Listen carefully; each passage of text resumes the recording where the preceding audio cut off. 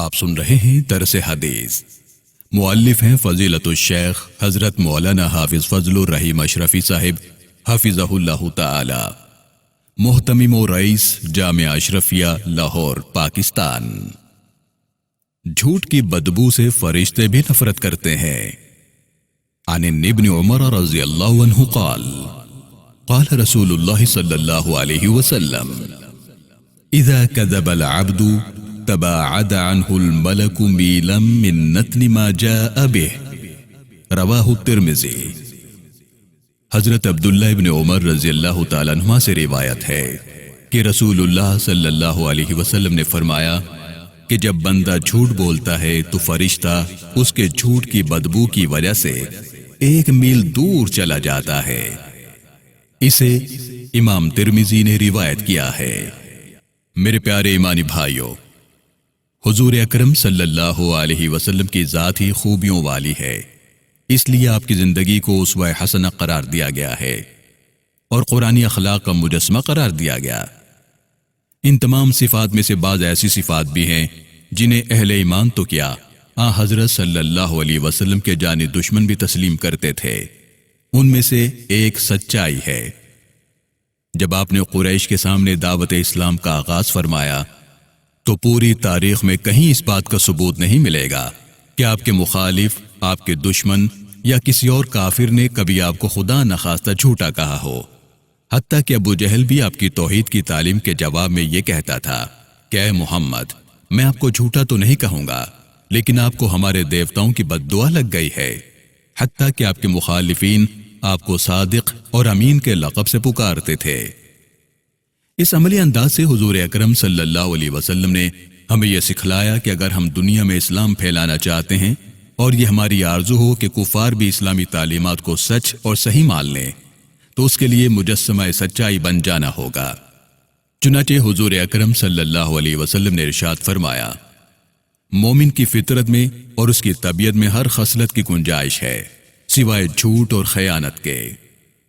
معلوم ہوا کہ جس طرح اس مادی عالم میں مادی چیزوں کی خوشبو اور بدبو ہوتی ہے، اسی طرح اچھے اور برے اعمال اور کلمات میں بھی خوشبو اور بدبو ہوتی ہے، جس کو اللہ کے فرشتے اسی طرح محسوس کرتے ہیں جس طرح ہم یہاں کی مادی خوشبو اور بدبو کو محسوس کرتے ہیں۔ ایسی مخصوص خوشبو اور بدبو کبھی کبھی اللہ کے وہ بندے بھی محسوس کر لیتے ہیں جن کی روحانیت ان کی مادیت پر غالب آ جاتی ہے۔ جھوٹ کی بعض قسمیں تو انتہائی سب گناہ لازم کر دیتی ہے۔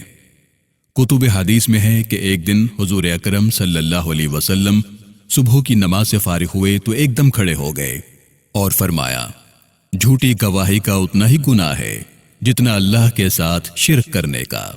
اور پھر آپ صلی اللہ علیہ وسلم نے سورہ حج کی یہ آیت مبارکہ 3 مرتبہ تلاوت فرمائی، فَاجْتَنِبُوا الرِّجْسَ مِنَ الْأَوْثَانِ وَاجْتَنِبُوا قَوْلَ الزُّورِ، یعنی بت پرستی کی گندگی سے بچو اور جھوٹی بات کہنے سے بچتے رہو۔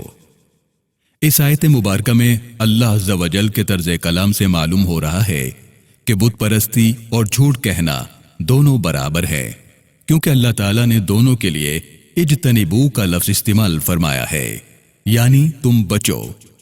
اسی طرح جھوٹی قسم کھانا اور دوسرے کو جھوٹی قسم کھا کر مارے وہ اللہ کے سامنے کوڑی ہو کر پیش ہوگا۔ یہ تو جھوٹ کی وہ شکلیں تھیں جنہیں ہمارے معاشرے کے سمجھدار افراد بھی برا سمجھتے ہیں، لیکن یہاں جھوٹ کی ایک ایسی شکل بھی ہے جسے اہل معاشرہ جھوٹ ہی نہیں سمجھتا بلکہ اسے مختلف نام دے کر اچھا سمجھتے ہیں۔ رسول اللہ صلی اللہ علیہ وسلم نے ان سے بھی بچنے کی تاکید فرمائی ہے۔ چنانچہ عبداللہ بن عامر رضی اللہ تعالیٰ عنہ فرماتے ہیں کہ ایک دن حضور اکرم صلی اللہ علیہ وسلم ہمارے گھر میں تشریف فرما تھے کہ میری والدہ نے مجھے پکارا، جلدی سے آؤ، میں تجھے کچھ دوں گی۔ آپ صلی اللہ علیہ وسلم نے فوراً میری والدہ سے پوچھا کہ تم اس بچے کو کیا چیز دینا چاہتی ہو؟ والدہ نے کہا، میں اسے ایک کھجور دینا چاہتی ہوں۔ پھر رسول اللہ صلی اللہ علیہ وسلم نے فرمایا، اما انکی لو لم تعطہ شیئا کتبت علیہ کذبا، یاد رکھنا اگر اس کہنے کے بعد تم بچے کو کوئی چیز نہ دیتی تو تمہارے نامہ اعمال میں ایک جھوٹ لکھ دیا جاتا۔ اس ارشاد سے آپ نے امت کو ایک اہم سبق سکھایا کہ بچوں کو بہلانے کے لیے بھی جھوٹ نہیں بولنا چاہیے۔ اس کی بڑی اہم حکمت یہ ہے کہ ماں باپ اگر بچوں سے جھوٹ بولیں، اگرچہ ان کا مقصد بہلانا ہی ہو، پھر بھی بچے اس سے جھوٹ بولنا سیکھیں گے، اور وہ بھی یہی سمجھیں گے کہ کبھی کبھار جھوٹ بولنے میں کوئی حرج نہیں۔ اسی طرح سنی سنائی باتیں لوگوں تک بغیر تحقیق کے پھیلانا بھی جھوٹ میں داخل ہے۔ معاشرے میں افواہیں بھی اسی طرح پھیلتی ہیں اور لوگ ذہنی کوفت اور پریشانی میں مبتلا ہو جاتے ہیں۔ اس کا الگ گناہ ہوتا ہے۔ حضرت ابو ہریرہ رضی اللہ تعالیٰ عنہ کی روایت مسلم شریف میں ہے کہ رسول اللہ صلی اللہ علیہ وسلم نے فرمایا، کفا بالمرء کذبا ان یحدث بکل ما سمع، یعنی آدمی کے لیے یہی جھوٹ کافی ہے کہ وہ جو کچھ سنے اسے بیان کرتا پھرے۔ بیہقی میں عبد الرحمن بن ابی قرۃ سے روایت ہے کہ رسول اللہ صلی اللہ علیہ وسلم ایک دن وضو فرما رہے تھے۔ صحابہ کرام آپ کے وضو کا پانی لے لے کر اپنے چہروں اور جسم پر مل لیتے تھے۔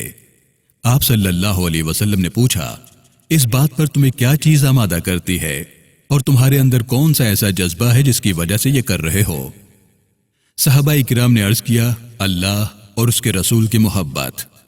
آپ صلی اللہ علیہ وسلم نے یہ جواب سن کر فرمایا، من سرہ ان یحب اللہ ورسولہ او یحبہ اللہ ورسولہ فلیصدق حدیثہ اذا حدث ولیؤدی امانتہ اذا اؤتمن ولیحسن جور من جاورہ، یعنی جس شخص کی یہ خوشی ہو اور وہ یہ چاہے کہ اسے اللہ اور اس کے رسول سے حقیقی محبت ہو اور اللہ اور اس کے رسول بھی اس سے محبت کریں، تو اسے چاہیے کہ وہ بات کرے تو ہمیشہ سچ بولے، اور جب کوئی امانت اس کے سپرد کی جائے تو اسے ادا کر دے، اور جس شخص کے ہمسائے میں رہے اس کے ساتھ بہتر سلوک کرے۔